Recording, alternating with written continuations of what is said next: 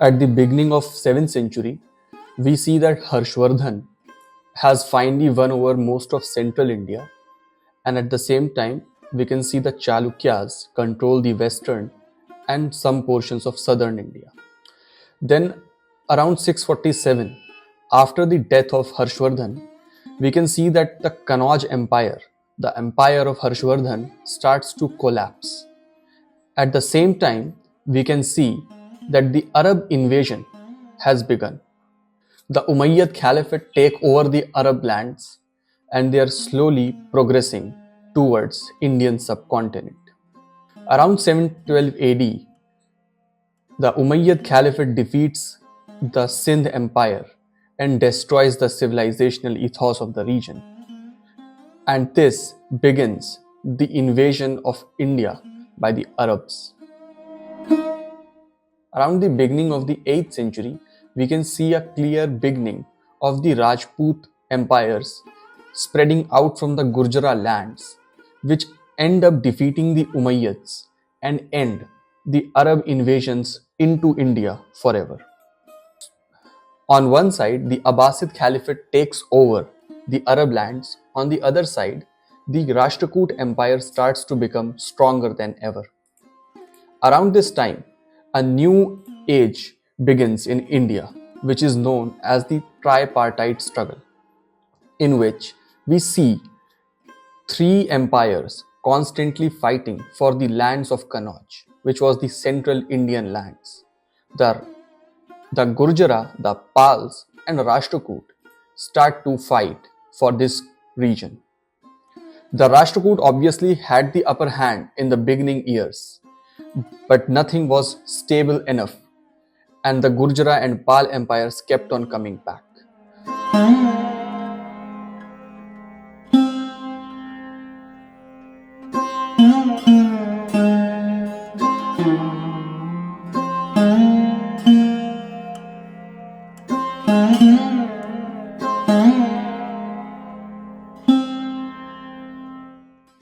At the end of 8th century, we can see a clear emergence of Rajput empires inside of Gurjara lands. Around the beginning of the 10th century, we see incursions from Central Asian lands into today's Afghanistan, which at that time was known as Hindu Shahi Empire.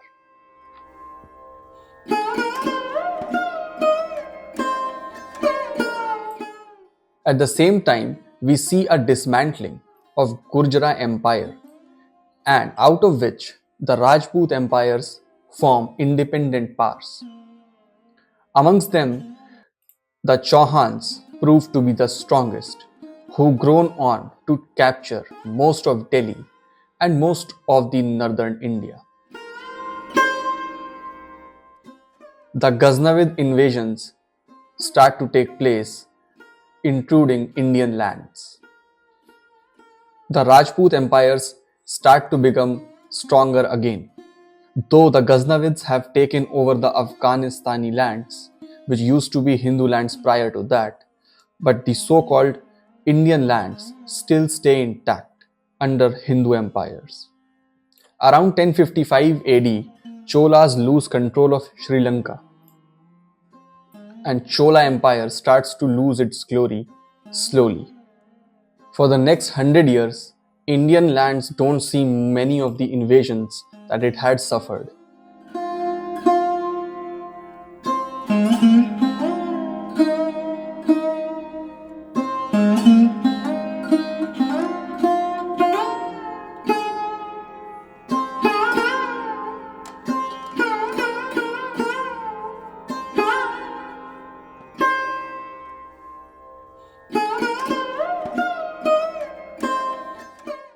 But around the end of the 12th century, Mahmud Ghori starts his incursions towards Rajputana lands.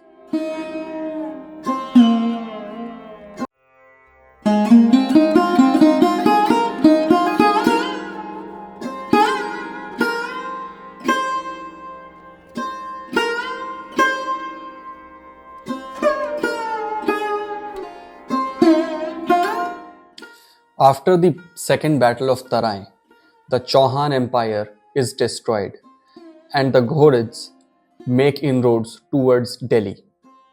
This proves to be the most fatal blow that Hindu civilization had ever seen. Then, a slave dynasty is slowly imposed on Delhi, and a new empire, ruled by foreign Turkic Islamic rulers, is named Delhi Sultanate. The rulers were totally foreign to India. The language, the religion, the ways, and their behavior towards Hindus was utterly bizarre. While the Delhi Sultanate is getting stronger, the Rajputana kingdoms and South Indian empires start to become weaker day by day. The Khilji Empire begins its most fatal and brutal invasions amongst the Hindu empires that are left.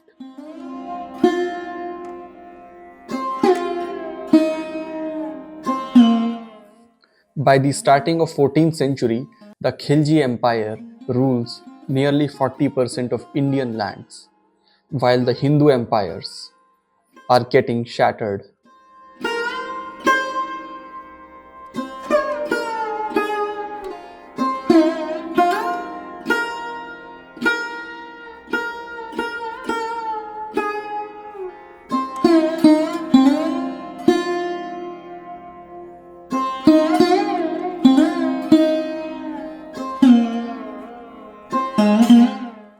Around this time, Vijayanagar Empire is born, which starts to reclaim most of the lost Hindu glory. And slowly, the Vijayanagar Empire becomes the most glorious Indian empire in the medieval era.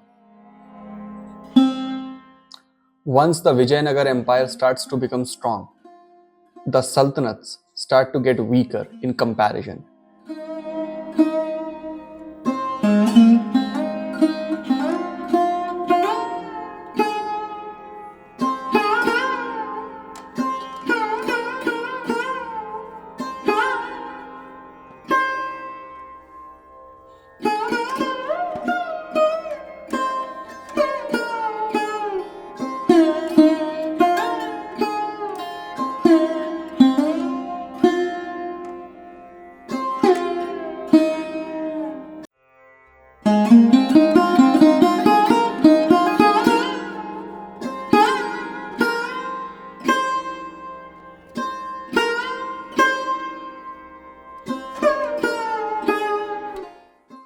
Babur's invasions defeat Delhi Sultanate and a new empire is born. Around 1540, the Mughals lose power for once, but then Sher Shah Suri is defeated by Humayun and Mughal Empire consolidates its power in what was being controlled by Delhi Sultanate.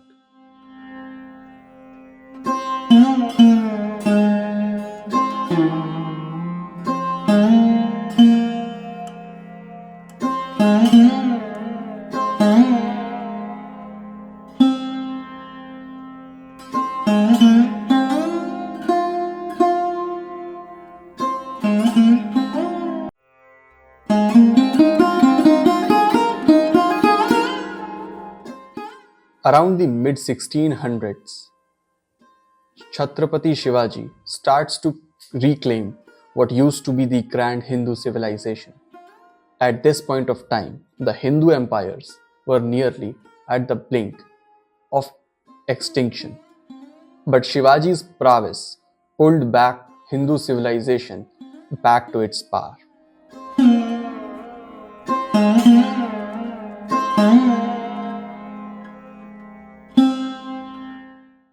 And around 1709, the Rajput kingdoms claim their independence from Mughal Sultanate, and Maratha Empire starts its expansion to now a weakening Mughal Sultanate which has been traumatized by Maratha resistance.